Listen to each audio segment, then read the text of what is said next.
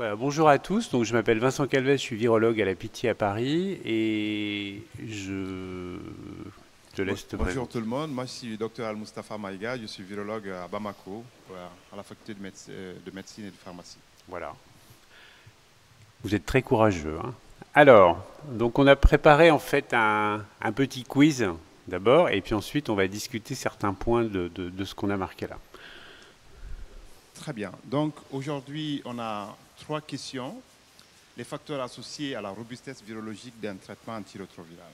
Donc la première question, suffit-il d'associer des traitements, des antirétroviraux puissants pour éviter l'échec et la résistance? Donc là il faut qu'on vote. Voilà. Qui dit oui? Qui dit oui? Qui dit Qui oui? dit oui? Personne. Personne. Qui dit non? Ah ben majoritairement non.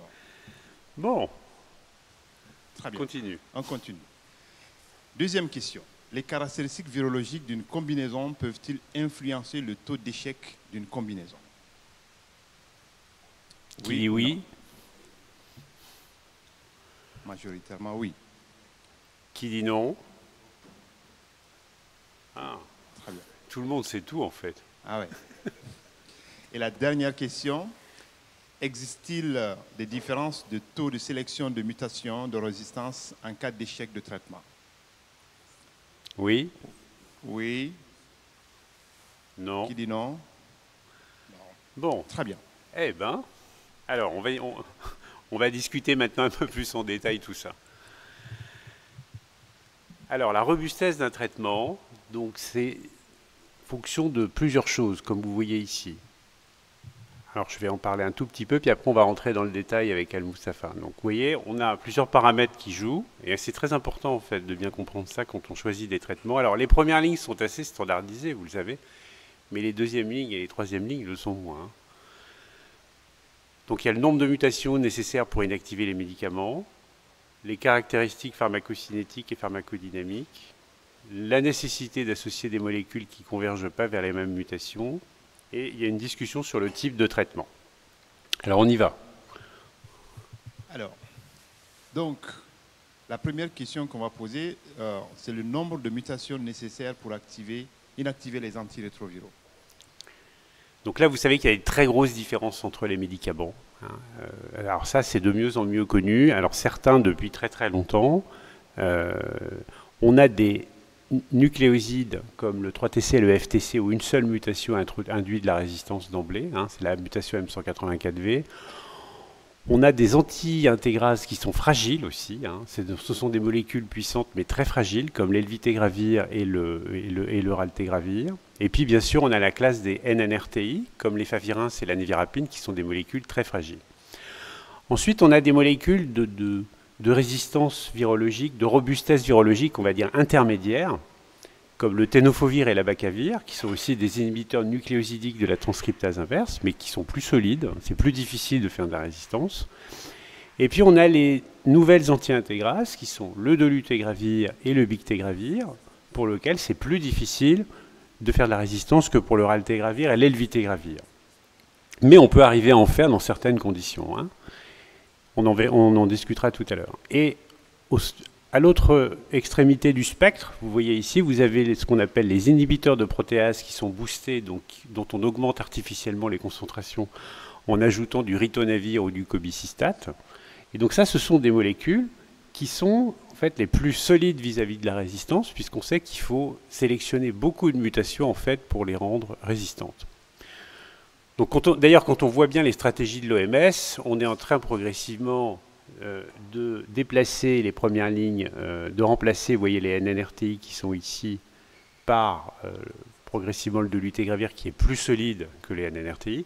Et on voit bien qu'en fait, probablement, on va décaler les inhibiteurs de protéases qui étaient en deuxième ligne, on va peut-être les décaler en troisième ligne. Enfin, on voit que cette catégorie dont on aura toujours besoin pour traiter les malades, ce n'est pas la fin des antiprotéases comme disent certaines personnes. Il y a beaucoup de gens dans le monde qui sont obligés de prendre des antiprotéases parce que ce sont des médicaments qui sont solides et puissants et qui permettent de contrôler des virus qui sont déjà un peu résistants.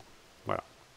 Alors, vous pouvez nous interrompre si vous avez des questions à chaque fois sur chaque étape. Donc cette diapo a été réactualisée, elle est assez Elle est assez, je pense, d'actualité. Je ne sais pas ce qu'en pensent mes confrères virologues dans la salle. Oui. Peut-être juste une remarque sur le tenofovir et le sous-type C. Est-ce que tu le places toujours dans une barrière intermédiaire? Oui, alors ça c'est une très bonne remarque de Sabine Yanli, que vous connaissez, qui est virologue à Genève. Le tenofovir, on peut le mettre là si on est dans des sous-types qui ne sont pas le sous-type C. Hein. Le sous-type C qui est le sous-type le plus prévalent en Afrique australe, et aussi le sous-type le plus prévalent dans le monde. Hein. La majorité des malades dans le monde sont, si tu as tout à fait raison, sont infectés par le sous-type C. Et en fait, le tenofovir, quand on l'utilise sur du sous-type C, est beaucoup moins résistant à la résistance. C'est-à-dire que c'est beaucoup plus facile de faire de la résistance au tenofovir quand on traite des patients avec des sous-types C. Donc effectivement, cette diapo, tu as raison, il faut la modifier, et il faut mettre le tenofovir ici, si en fait on traite des patients de sous-type C. Alors sous-type C, il n'y en a pas beaucoup en Afrique de l'Ouest, hein. Il y en a surtout en Afrique australe. Voilà. C'est vraiment... Oui, je t'en prie. Vincent, tu peux dire un peu pourquoi Oui, en fait, il y a un déterminant génétique au niveau de la séquence du virus qui fait que c'est plus facile de sélectionner la K65R, qui est la mutation de résistance au tenofovir, dans le sous-type C. C'est dû au fait qu'il y a moins, en gros, il y a moins de substitutions à faire pour faire la R que dans les autres sous-types. Et puis il y a aussi un petit ralentissement dans la transcriptase inverse au moment où il y a la polymérisation qui fait que c'est plus facile. Mais c'est plus facile sur le plan biochimique de faire la résistance dans le sous-type C que dans les autres sous-types. Et c'est d'ailleurs un truc dont, dans le passé, dont on n'a pas tenu trop compte l'OMS, mais c'est quelque chose d'important. Oui, Avla, je pense que ça te démange de faire un commentaire. Non, en fait, dans le même sens, parce que finalement, on s'est rendu compte avec la méta-analyse qui avait été faite il y a 2 ans, que nous avions fait avec le groupe Tenores,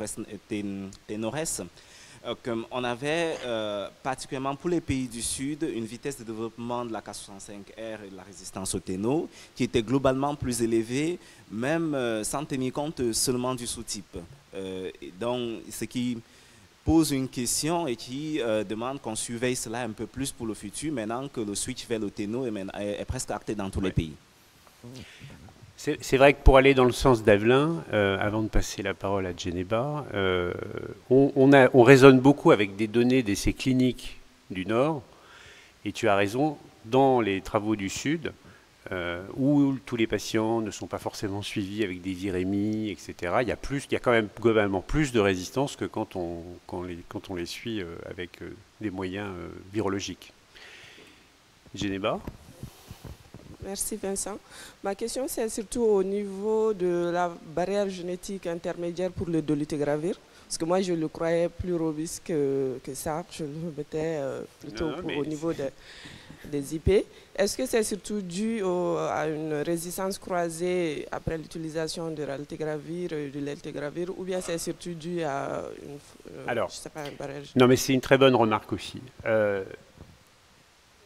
Pourquoi on le met là et pourquoi on ne le met pas là, hein? Parce que c'est ça la question en fait. Hein.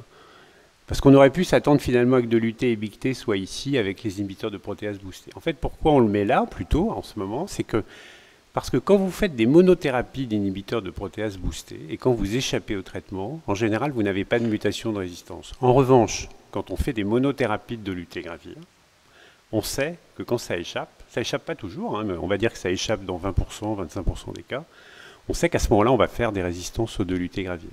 Donc il y a quand même une différence. C'est pour ça que je ne sais pas, en fait, finalement, sur cette diapo, s'il ne faut pas créer une 4e zone au milieu où il faudrait mettre, c'est intéressant de discuter de ça, hein, de l'UT et BICT, mais on ne peut pas dire que c'est exactement comme un inhibiteur de protéase. Tu vois, c'est-à-dire qu'on sait que, et c'est la monothérapie, finalement, qui nous l'a enseigné. Voilà, enfin ça c'est un peu mon opinion personnelle, parce que j'ai vu des échecs de monothérapie et je sais que ça sélectionne très vite. Donc on ne peut pas dire que c'est exactement pareil.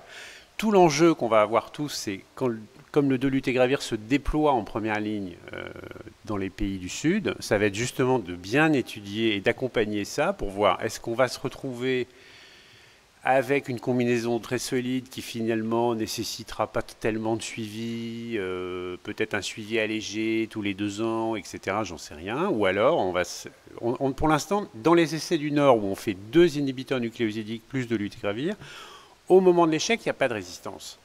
Mais c'est des patients qui sont suivis tous les mois dans des essais cliniques avec des virémies. S'ils ne viennent pas, on les rappelle. Vous voyez, donc on est quand même dans des situations très particulières. Et je pense que ça va être très important de bien accompagner, et je pense que ça va être un des buts du groupe de la NRS notamment, de bien accompagner l'arrivée du dolutegravir dans les pays du Sud pour voir si est-ce que c'est aussi robuste que ce qu'on voit dans les essais.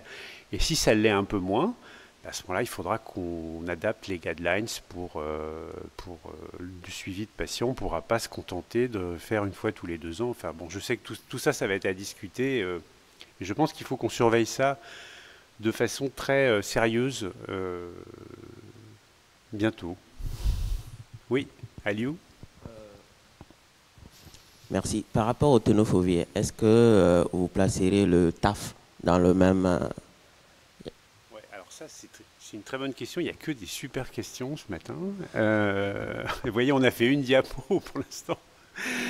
Alors, le TAF. Le TAF, en fait,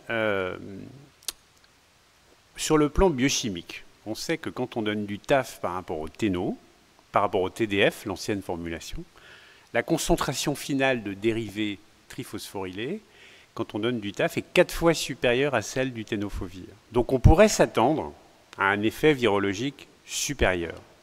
Au jour d'aujourd'hui, il y a des choses qui vont contre et des choses qui vont pour. Les choses qui vont contre, c'est que dans les essais cliniques où on a utilisé du TAF versus du tenofovir en induction de traitement, on n'a vu aucune différence de réponse en termes de réponse virologique, et même sur les charges virales les plus élevées. Parce qu'en général, quand il y a une différence de puissance entre des médicaments, ça se voit au niveau des charges virales les plus élevées, ce qui est logique. C'est-à-dire que les gens qui ont 300 000 copies, si c'est un peu moins puissant, on le voit assez vite par rapport à des voilà. Après, donc ça c'est plutôt contre. Et en termes d'émergence de mutation, dans les essais cliniques, il n'y a pas vraiment de différence entre TDF et TAF. En revanche, quand on regarde la virologie au niveau des phénotypes de résistance, et il y avait un travail qui était présenté par Nicolas Margot, qui est virologue chez Gilead à Boston, il semble montrer que sur les index phénotypiques de résistance, il est possible qu'il y ait quand même une activité supérieure sur des virus qui sont déjà résistants. Mais ça, pour l'instant, il n'y a aucun essai clinique qui le montre. Voilà. Mais encore une fois, tu as raison, on a des séries de data sur des gens qui ont échappé au TDF dans les pays du Sud, mais aussi dans les pays du Nord. Et ça va être très intéressant de regarder dans ce qui va se passer maintenant, là, bientôt, puisque le TAF va être déployé de plus en plus pour des raisons surtout de tolérance rénale et osseuse. Et ça permet aussi de plus suivre la fonction rénale ou beaucoup moins. Alors à ce moment-là, ça va être très intéressant de regarder ça. Donc attendons, il y a des arguments contre, et puis il y a peut-être des arguments pour. Donc pour l'instant, on ne sait pas. Très honnêtement, nous aussi, on n'a pas beaucoup fait de TAF pour l'instant. Hein. On va avancer. Oui. Alors, deuxième, donc une sous-question des caractéristiques pharmacocinétiques et pharmacodynamiques. Et là, peut-être tu vas nous parler aussi du quotient inhibiteur. Voilà, donc là, en fait, c'est des caractéristiques de ces médicaments qui sont très importantes. Alors, vous voyez ici, c'est la notion de quotient inhibiteur qui a été très très bien développée dans les années 90-2000, et notamment par l'équipe de Dale Kemp, qui travaillait à l'époque chez Abbott. C'est en fait le rapport entre la concentration qu'on va mesurer dans le plasma chez les patients traités et la concentration qui inhibe de 50% ou de 90% la réplication du virus. Plus vous êtes haut, plus votre concentration plasmatique est au-dessus de votre concentration qui inhibe la réplication du virus, et mieux c'est. Hein, ça c'est clair. C'est-à-dire qu'un médicament qui est tout le temps ici, vous voyez, sa concentration est ici, et on est très très loin de la concentration qui inhibe la réplication virale, on est confortable, c'est-à-dire qu'on est sûr qu'il y en a suffisamment, et aussi on est sûr probablement que s'il y a 1 ou 2 oublis de prise, on ne va pas redescendre à des niveaux où la réplication virale va redémarrer. Un médicament qui, vous voyez, à chaque fois qu'on arrive à la fin des 24 heures, se rapproche de la concentration inhibitrice 90, par exemple, vous comprenez bien qu'il est tout le temps un tout petit peu au-dessus, et s'il y a un oubli de prise, par exemple, on va franchement se retrouver dans une zone dangereuse, ou alors s'il y a une interaction médicamenteuse qui peut faire baisser les concentrations, hein, ça c'est très fréquent avec un tas de médicaments, on peut se retrouver dans une zone dangereuse. Alors si on prend cette diapo et qu'on essaye de discuter sur les anti-intégrases, puisqu'au départ ça a été surtout développé pour les antiprotéases, ce concept-là. Si on classe les anti-intégrases,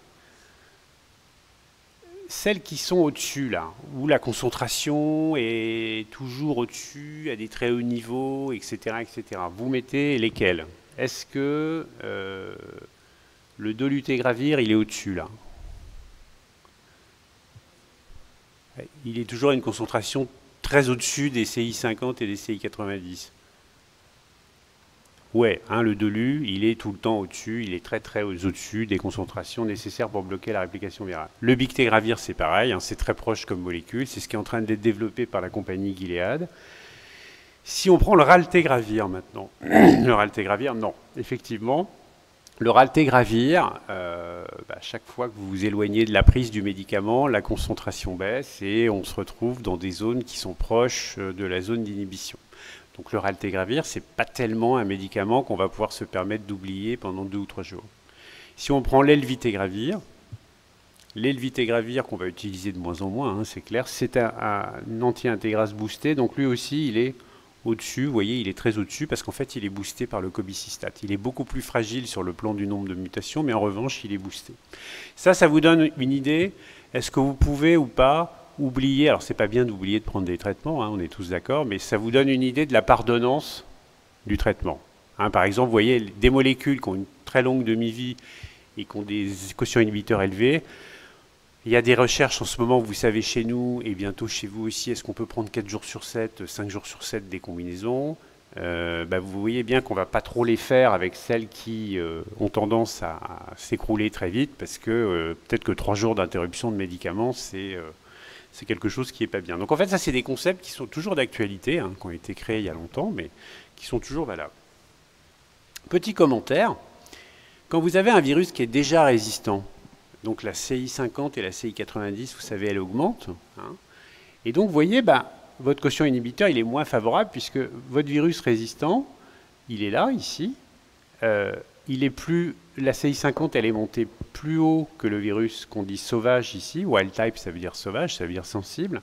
Vous voyez, votre quotient inhibiteur, il est moins élevé que vis-à-vis de cette concentration-là. Donc, ce qu'il faut retenir aussi, c'est que quand on a un virus qui est déjà un peu résistant, il faut vraiment être encore plus adhérent au traitement que quand on a un virus complètement sensible, parce que la pardonnance du traitement, elle est déjà très atténuée. Hein. C'est-à-dire que vous avez un virus qui a déjà 2-3 mutations dans la transcriptase inverse. Si vous mettez 2 nucs plus 2 LU, bon, c'est bien, mais il va falloir être vraiment très adhérent parce que vos nucléosides, ils marchent un peu moins bien.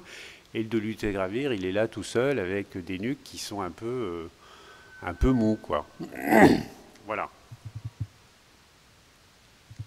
Et maintenant, Vincent va nous parler du temps de fixation à l'enzyme.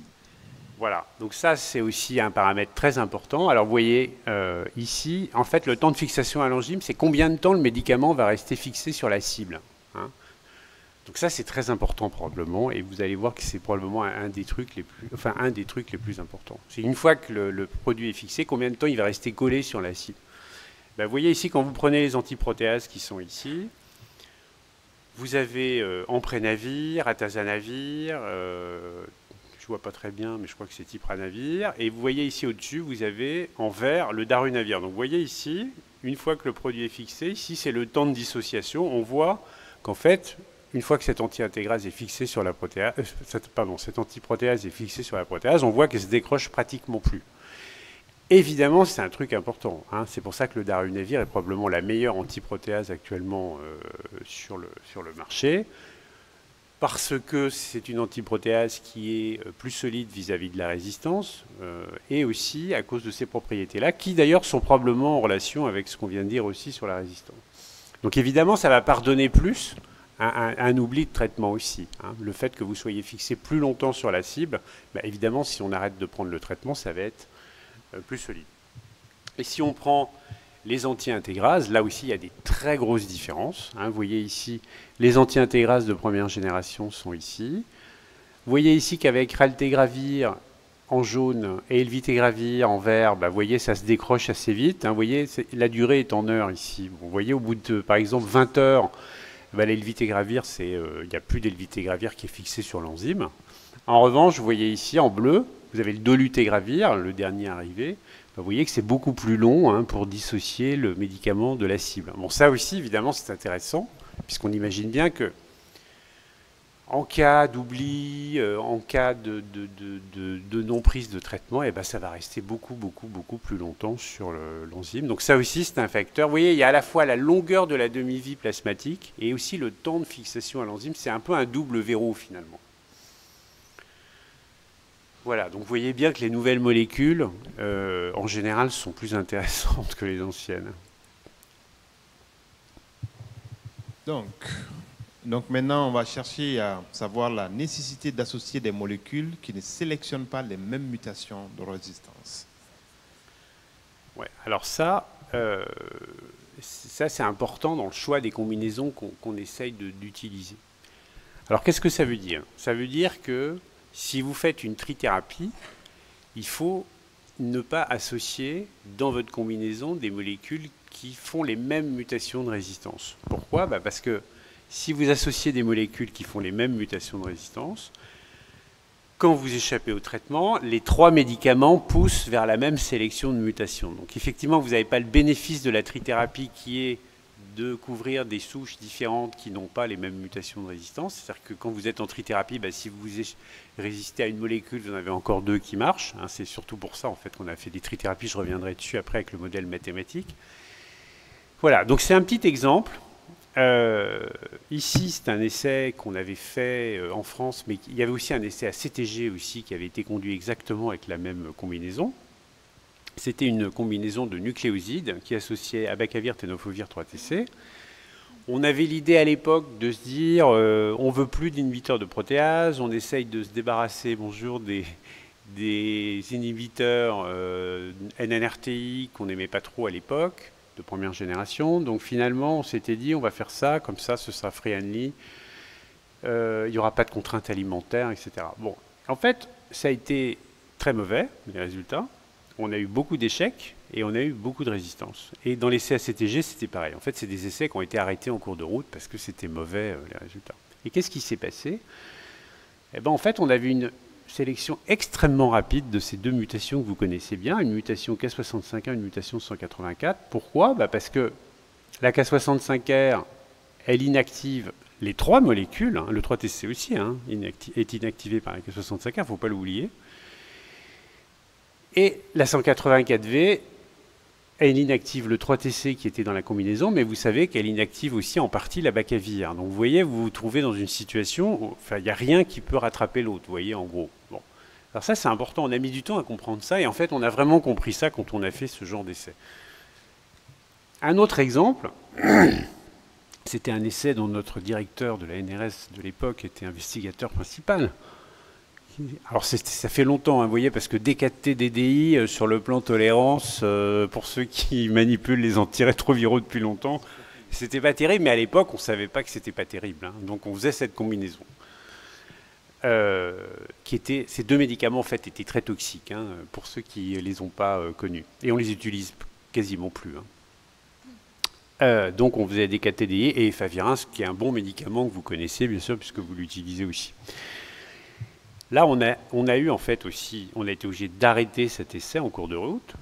Il y avait un très fort taux d'échec et il y avait une sélection très rapide de K65R et de K103N. En fait, vous voyez, D4T et DDI étaient des molécules qui convergeaient toutes les 2 vers cette mutation K65R. Donc on n'avait aucune protection, on n'avait pas de 3-TC, on n'avait pas de 184, etc. Donc en fait, on avait un très fort taux d'échec et on avait une mutation K103N aussi dans 100% des cas parce que les nucléosides étaient tellement facilement inactivés par cette mutation qu'on avait des résistances aussi au NNRTI dans 100% des cas. Ce qui n'est pas du tout le cas, hein, vous savez, quand vous utilisez ce que vous utilisez beaucoup, tenofovir, 3-TC ou FTC et efavirenz, bien sûr, on a de la résistance au NNRTI en cas d'échec. Hein, bien sûr, on a à peu près, chez nous, on a à peu près 40% des malades qui deviennent résistants à l'efavirenz en cas d'échec. Je pense que chez vous, c'est à peu près pareil, dans ce qu'on avait regardé ensemble. Mais par contre, on a peu d'échecs. C'est-à-dire que si la personne prend bien, ça s'appelle de l'atriplage chez nous, mais si la personne prend bien tenofovir, 3TC et favirenz, il n'y a pas de raison particulière d'avoir un échec virologique. Vous voyez, c'est différent de ce qu'il y a au-dessus, où ici, même si on prend bien, en fait, dans ces combinaisons-là, ces deux-là, même si on prend bien, on échappe au traitement. Vous voyez, c'est ça la différence. Ici, c'est sûr qu'on a de la résistance en cas d'échec, mais si on prend bien, on n'échappe pas. Tandis qu'en haut, même si on prend bien, on va échapper alors qu'on a bien pris. Voilà. Parce qu'en fait, ce n'est pas du tout solide, puisque ces molécules font exactement les mêmes mutations de résistance. C'est un peu comme si vous étiez en monothérapie, là, ici, là, vous voyez, vous êtes en monothérapie parce que les molécules font exactement les mêmes mutations. Et en fait, peut-être que ça vous paraît évident, mais on a mis beaucoup de temps, en fait, à comprendre ces phénomènes-là. Alors finalement, en première ligne, c'est plus tellement une discussion, parce que c'est assez bien standardisé, hein, chez vous comme chez nous.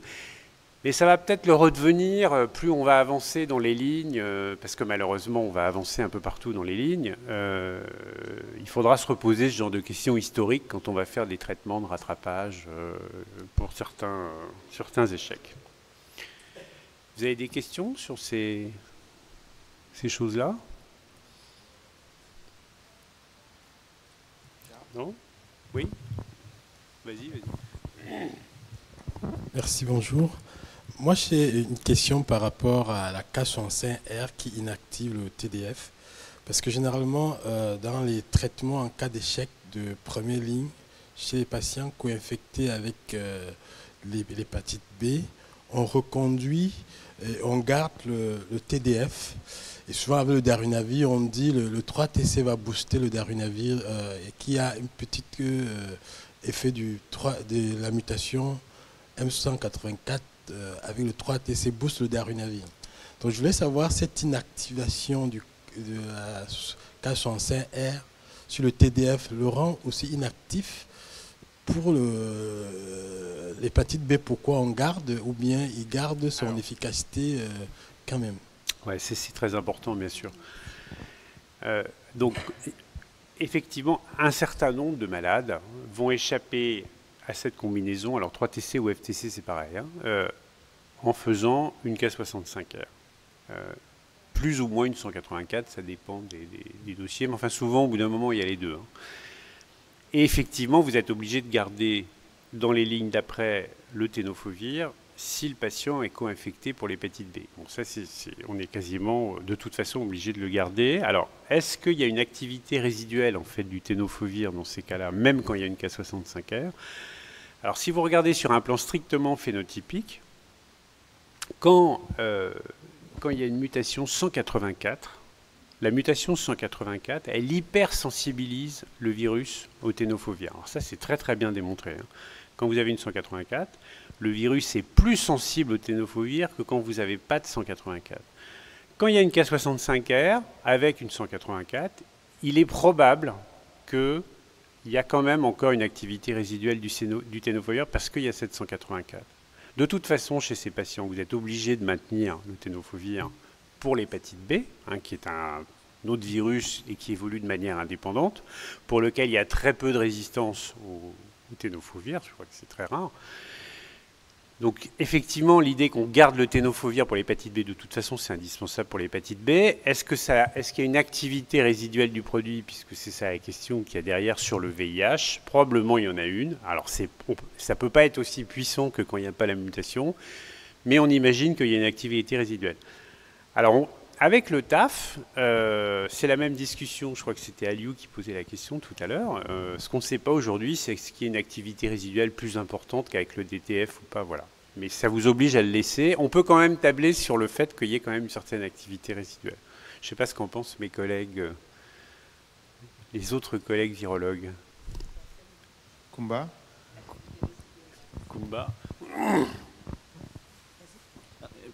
Je pense que tu as tout à fait raison, Vincent, mais on l'a vu avec les essais de bithérapie d'IP, on voit que entre introduit, garder par exemple le 3TC lorsqu'on a la 184 et ajouter une nouvelle molécule comme l'oralité, en fait, les résultats étaient plus mauvais ou bien équivalents avec l'oralité, qui était une nouvelle molécule toute fraîche. Donc, il y a probablement une activité résiduelle, mais on a quand même un souci à bien comprendre ces mécanismes d'activité résiduelle et qui reste quand même une piste d'investigation importante, je pense.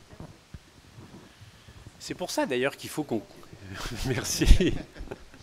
Il faut qu'on continue à faire des essais de stratégie dans les pays du Sud, parce qu'il faut qu'on continue à investiguer ces questions finalement. Est-ce qu'on garde les nuques? Est-ce qu'on peut s'en passer? Parce que pour l'instant, on a l'impression que dès qu'on enlève des nuques, ça pose quand même des problèmes. Voilà. Donc moi, je suis assez pour continuer à faire des essais de stratégie avec les nouvelles molécules qu'on a. Est-ce qu'on peut s'en passer ou pas? Si on s'en passe, qu'est-ce qu'on met en même temps? Voilà. Je trouve que c'est toujours d'actualité de se poser des questions. On est loin d'avoir toutes les réponses.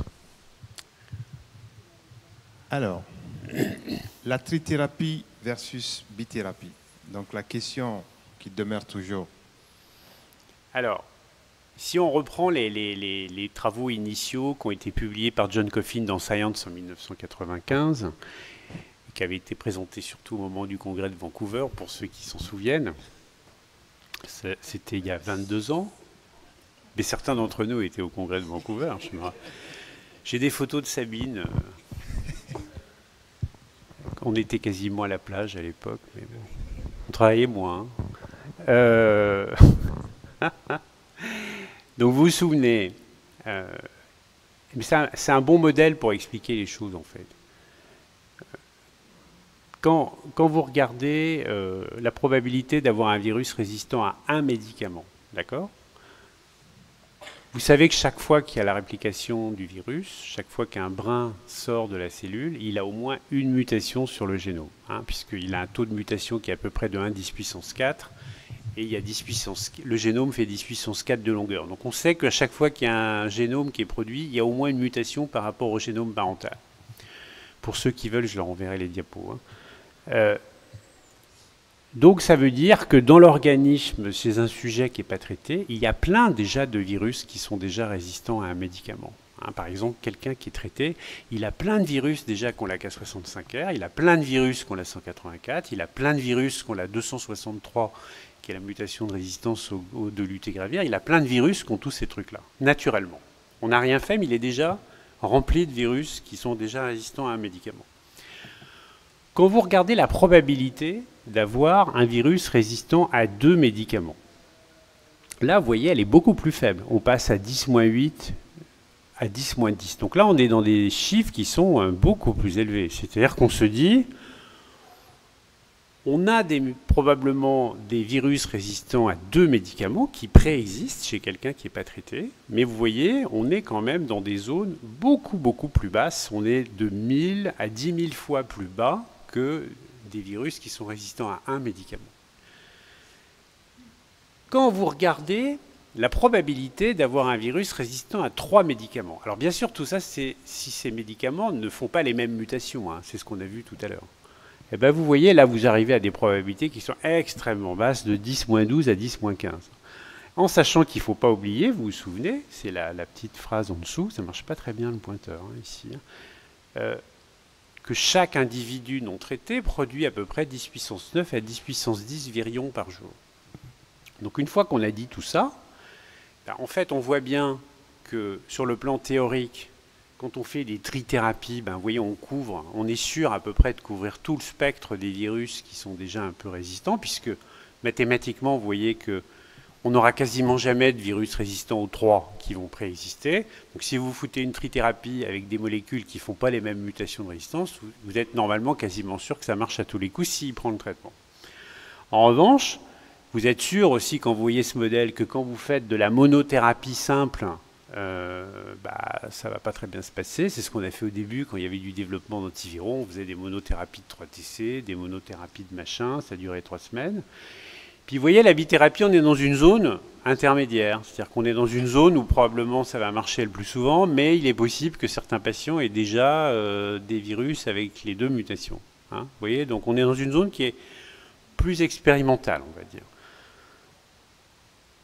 Quand vous regardez le taux de sélection de résistance en cas d'échec, et vous comparez les trithérapies et les bithérapies, alors ça, ce n'est pas une étude d'efficacité. Ce n'est pas pour vous dire qu'il ne faut pas faire de bithérapie.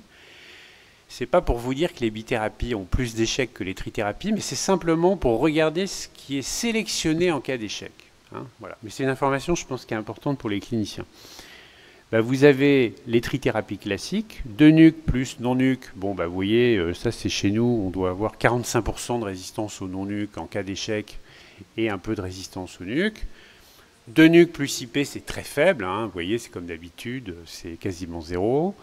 Et 2 nuques plus intégrase, on a de la résistance quand c'est elvitegravir ou raltegravir, mais quand c'est de lutegravir, nous, on n'en a pas du tout. Comme dans les essais cliniques. Quand vous commencez à regarder les bithérapies en cas d'échec, bah, si votre malade échappe, c'est pas pareil. Hein. Vous voyez par exemple ici la combinaison etravirine-raltegravir qu'on fait chez certains malades, surtout pour des problèmes de tolérance. Hein. Et puis c'est administration 2 fois par jour, c'est pas très facile. Mais c'est très utile pour certains malades qui ont des problèmes de tolérance, notamment métaboliques. Bah, vous voyez que si vous échappez, alors là, vous avez à la fois beaucoup de résistance au raltegravir et beaucoup de résistance à l'étravirine. Attention aux bithérapies avec Dolu. Bithérapie avec Dolu, les essais cliniques ont l'air d'être bons sur le plan de la réponse virologique. En revanche, si vous échappez aux bithérapies avec Dolu, ben vous avez de la 184 quand vous échappez à Dolu 3TC. Je pense que ça ne vous étonne pas. Hein, vous suivez des malades, donc vous savez ce que ça se passe. Et vous avez des mutations de résistance à la rilpivirine quand vous échappez à Dolu-rilpi. Voilà. Donc c'est pour vous dire que globalement, les bithérapies, ça peut être intéressant parce qu'on donne moins de médicaments. Peut-être, à long terme, on aura moins de problèmes de tolérance. Bon, en tout cas, ce qu'il faut, c'est les investiguer dans des essais cliniques parce que c'est très intéressant, bien sûr, à évaluer. En revanche, on ne s'attend pas à ce qu'on ait le même taux de protection de la résistance en cas d'échec. Hein, ça, je crois qu'il faut être clair. Et personnellement, si vous voulez mon avis, dans un endroit où on ne peut pas faire de virémie facilement, on n'a pas accès à des labos de viraux, etc. Moi, je pense qu'il faut plutôt, au jour d'aujourd'hui, avec les connaissances qu'on a, rester sur des trithérapies, style Denuc plus Dolu, etc., plutôt que d'aller commencer à faire de la bise si on ne peut pas surveiller les malades avec des virémies. Hein. Voilà, c'est un commentaire personnel. Je ne sais pas si tu as un commentaire là-dessus. Oui, non, je suis complètement d'accord. On voit que Charles, lui, fait de la bithérapie. Ça marche de plus en plus mieux parce qu'il a de la charge virale à côté à Yaoundé. Mais quand... Ah ouais? Ok, d'accord. Je disais que nous, on ne fait pas encore de bithérapie. Ouais, ouais. D'accord. Mais vous l'avez fait dans Moby Deep, non? Non, ça c'était dans le cas un essai. Ok, d'accord. Après l'essai, on est revenu dans le classique. Ok, très bien. Mais globalement, dans nos programmes, je parle sous le contrôle de mon coordinateur du CNLS qui nous édicte les normes et protocoles qu'il faut respecter. On ne veut vraiment pas du tout, pour le moment, faire de la bithérapie à cause de ces problèmes-là. Oui, alors qu'on fasse des essais thérapeutiques, oui, bien sûr. Qu'on l'évalue, oui. Qu'on la fasse sans monitoring virologique, à mon avis, ce n'est pas une bonne idée. Mais c'est personnel, hein. Maintenant... Mais de plus en plus, ce qui est rassurant, c'est que de plus en plus, on commence à avoir de la charge virale dans nos pays. Et vraiment, ça commence à arriver. Et on a une augmentation vraiment significative avec des plans d'accélération et des plans de rattrapage pour la biologie. Mais je peux laisser peut-être Kumba développer cela parce qu'elle est venue nous aider. Merci. Donc, je confirme ce que Al-Moustapha a dit. Donc, les plans d'extension de la charge virale sont quasiment présents dans tous les pays et des efforts sont en train d'être menés. Donc, la virologie va être de plus en plus présente. Mais le problème des essais avec la bithérapie, c'est surtout la disponibilité de la molécule qui a été testée après l'essai. Parce que souvent, ces molécules ne sont pas encore disponibles dans le cadre du programme. Donc, on fait l'essai thérapeutique, mais après, comme a dit Charles, on est obligé de revenir au schéma classique pour continuer le traitement. Et par rapport à la résistance aux inhibiteurs non nucléosidiques, nous avons exactement le même profil. On a les mêmes taux. Hein. On a les mêmes taux que vous, hein, sinon plus chez nous encore, parce qu'il y a beaucoup de personnes qui ont archivé, parce qu'on n'est pas encore à l'identification individuelle de l'ensemble des patients, le numéro unique. Vous voyez certains patients qui commencent dans un site et qui vont quitter le site, aller ailleurs, dire qu'ils sont encore naïfs de traitement. Donc, ils ont entre-temps archivé des mutations. Donc, ça, c'est le problème auquel nous sommes confrontés. Mais là aussi, des efforts sont en train d'être menés pour avoir une identification nationale unique pour tous les patients, pour pouvoir les tracer. Et comme la virologie commence, donc, c'est sûr qu'on aura un peu plus de la qualité. Maintenant, la question que je vous pose, c'est quelle virologie différenciée pouvons-nous avoir dans le contexte de la décentralisation auquel nous faisons face? Parce qu'on est en train de tout mettre à côté du patient. Au niveau de la virologie maintenant, qu'est-ce qu'il nous faut réellement? Comment pouvons-nous gérer toutes les mutations éventuelles que l'individu peut avoir pour avoir une prise en charge de qualité?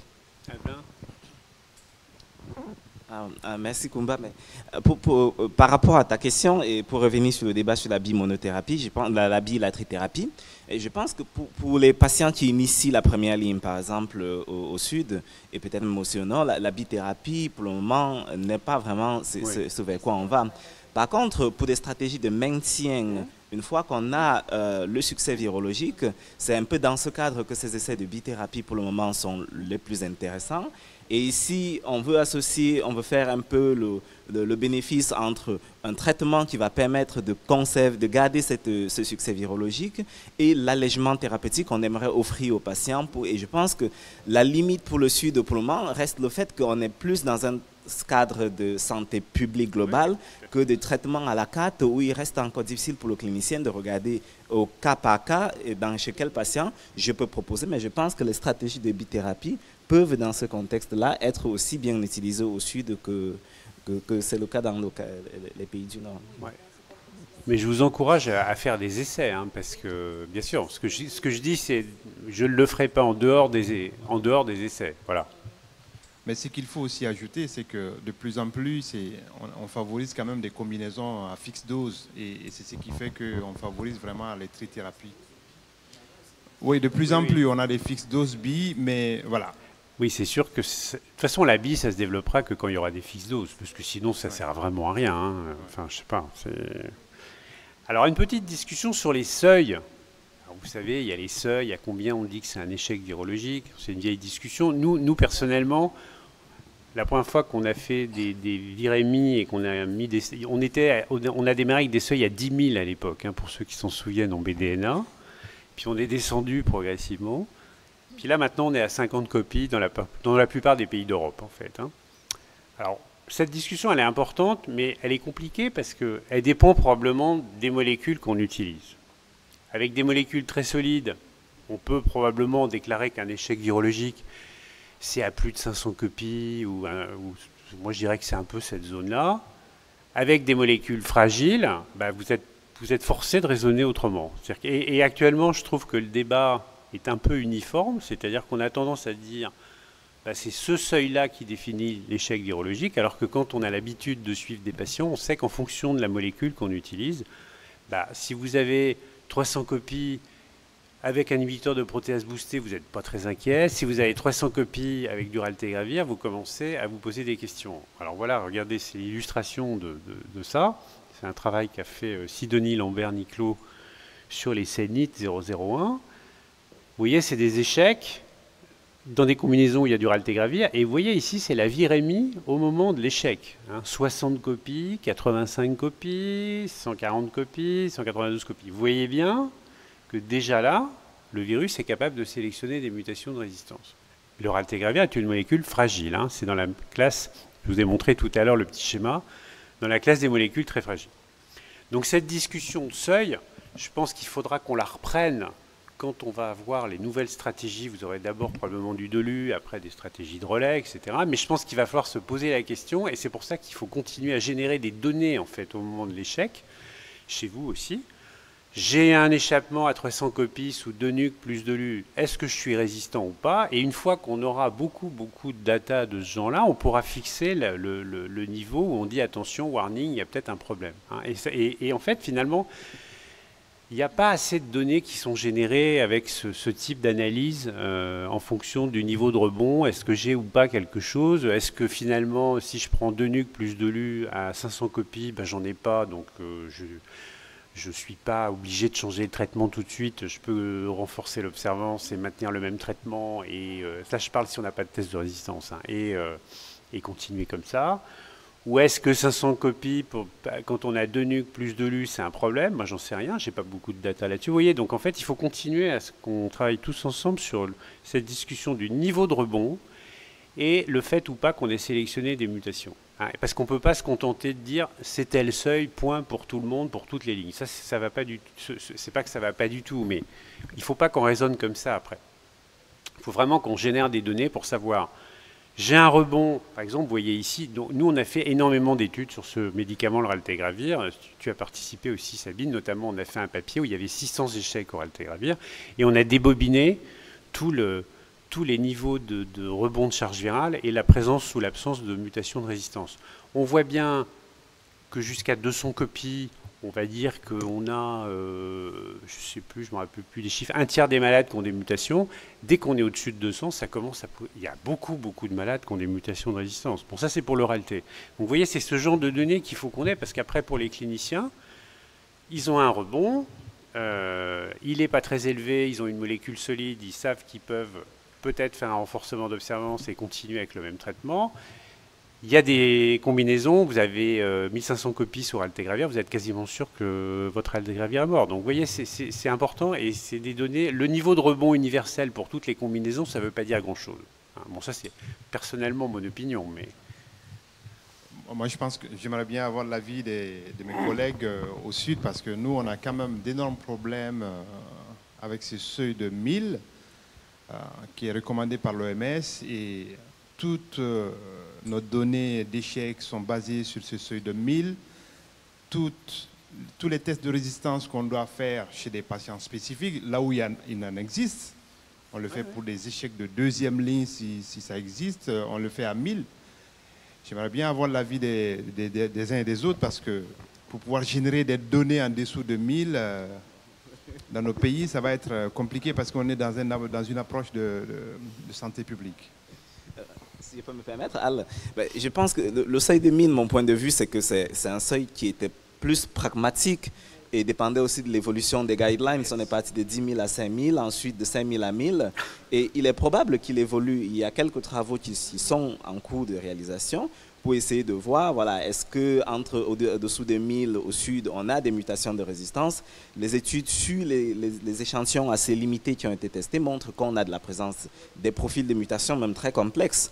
Mais là, il y a deux défis, à mon avis, c'est-à-dire que si on regarde le plateau technique de la majorité des laboratoires au sud, on reste encore sur du Sanger avec un seuil de génotypage qui est systématiquement autour de 1000 copies. Dès qu'on descend, on a beaucoup d'échecs de PCR.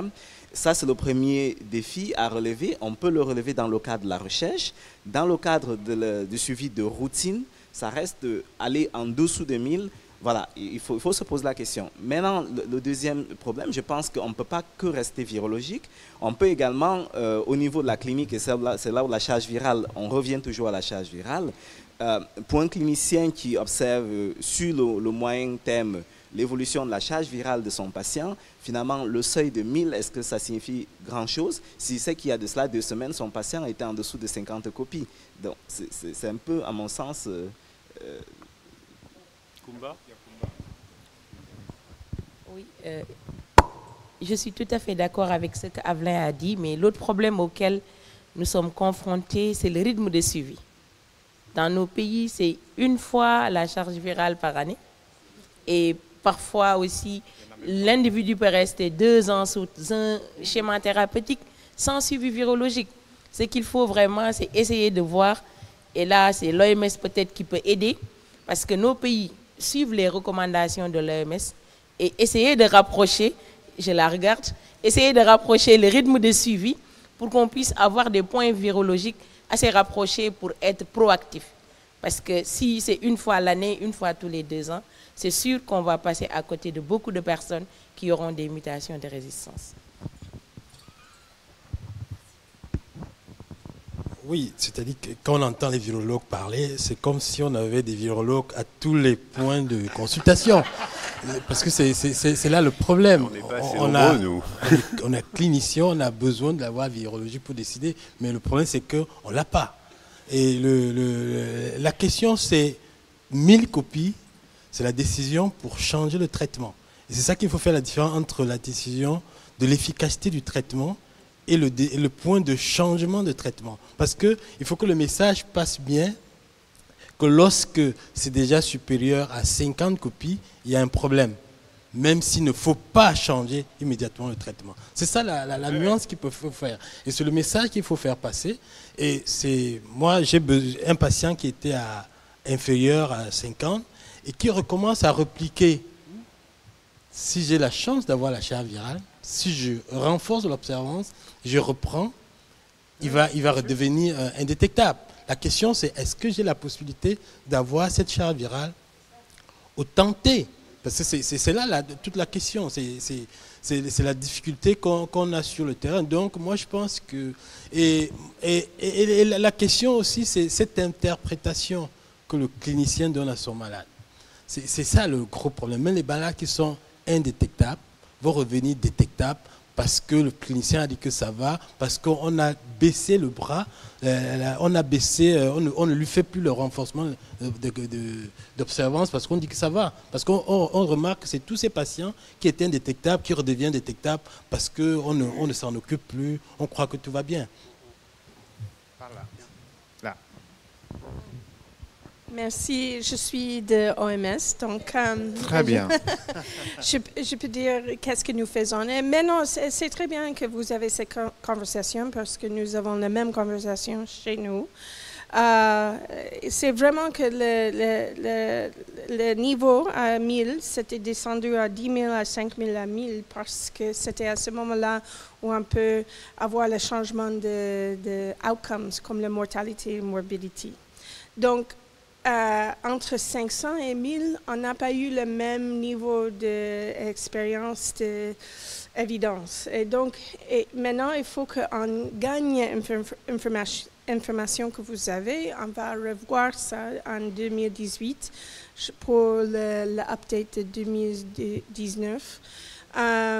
Et je vois que aussi c'est parce que les gens n'utilisent pas le charge virale pour changer la façon de prendre le médicament, parce qu'on a vu que presque tous les charges virales dans les programmes très bien soutenus comme en Afrique du Sud et comme en Kenya, où ils font le charge virale chaque 6 mois au moins, ils utilisent moins que, je ne sais pas, 10 ou 20%, parce que les résultats ne viennent pas chez le patient ou ils sont dans le poche, dans le dossier, mais il n'y avait personne qui a utilisé cette information. Donc, ce n'est pas nécessairement que si on fait plus de charges virales, ça va changer la méthode de notre traitement, parce qu'il faut utiliser cette information.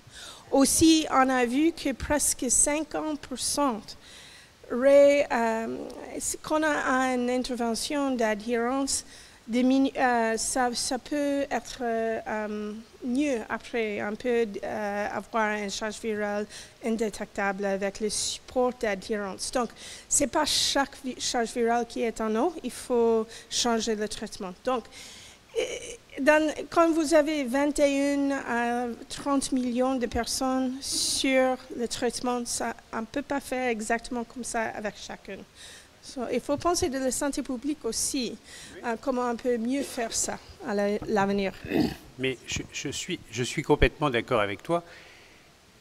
Mais comme tu vois, on va changer de traitement.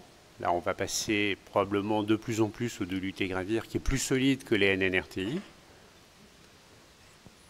Il faut à chaque fois, peut-être que du coup, 1000, c'est bien. Tu vois, parce que autant avec efavirenz, personnellement, je trouve que c'était pas bien. Mais peut-être qu'avec Doluté, c'est bien. Et je pense qu'il faut se poser la question à chaque fois qu'on change les recommandations, parce que le raisonnement n'est pas le même. C'est vrai qu'un échappement avec du Daru à 1000 copies, il n'y a pas le feu. Avec de l'efavirenz, on sait que c'est pas très bien. Et toute la difficulté pour l'OMS, Ça va être à chaque fois qu'on change les guidelines, de se reposer la question, est-ce que je laisse à 1000, je descends à 500? Peut-être que l'échec de la deuxième ligne, c'est pas 1000, mais c'est plutôt 500. Ça va dépendre de ce qu'on va mettre en deuxième ligne, tu vois. Et c'est aussi intéressant scientifiquement. C'est un raisonnement de santé publique, mais qu'il faut qu'on étaye avec des données scientifiques, je pense, de suivi sur le terrain que les pays du Sud doivent générer pour qu'on se fasse tous une idée de savoir. Parce qu'effectivement, je suis d'accord avec toi, ça, c'est pour la clinique, et le seuil, finalement, c'est le seuil de changement, finalement. C'est le seuil où on se dit, il va falloir que je change. Voilà. Et comme tu dis aussi, tu l'as très bien rappelé, par contre, quand on est à plus de 50, il faut se poser des questions. Il ne faut pas forcément changer le traitement, mais il faut se poser des questions. Pourquoi il est à 200? Est-ce qu'il ne prend pas bien? Voilà. À plus de 50, on va considérer que ce n'est pas normal. Il ne faut pas changer le traitement, mais comme tu l'as très bien dit, il faut commencer à se poser des questions. Je fais un commentaire. Je fais juste un commentaire qui n'a pas forcément un lien avec tout ça, mais quand on a visité, peut-être Koumba va confirmer avec Avelin aussi, dans beaucoup de pays, on se plaint qu'il n'y a pas beaucoup de virologues, mais même les médecins qui sont là ne sont pas aussi bien formés sur la virologie. On voit qu'aujourd'hui, les bailleurs de fonds ne sont plus intéressés par de la formation, alors que les financements se sont arrêtés. Ceux qui ont été formés sont partis dans d'autres programmes. On a de nouveaux arrivants qui ne sont plus formés et qui ont des problèmes d'interprétation de tout ce qu'on est en train de faire. Et on a très peu de virologues dans nos pays. Bon, heureusement que Koumba, Avelin, tout le monde est là pour en former plus de virologues. Mais bon, voilà. Je pense que c'est quand même une question extrêmement importante sur laquelle on doit réfléchir. La formation, elle est extrêmement importante pour le personnel. Écoutez, vous voyez, c'est passionnant. On pourrait rester encore une demi-heure à discuter de tout ça, mais on va être obligé d'abréger. Il y a une très belle plénière, je crois, avec Nicolas Chaumont qui va bientôt commencer là-bas. Je vous remercie tous et je salue aussi tous nos amis avec lesquels on travaille en Afrique. Merci. Merci.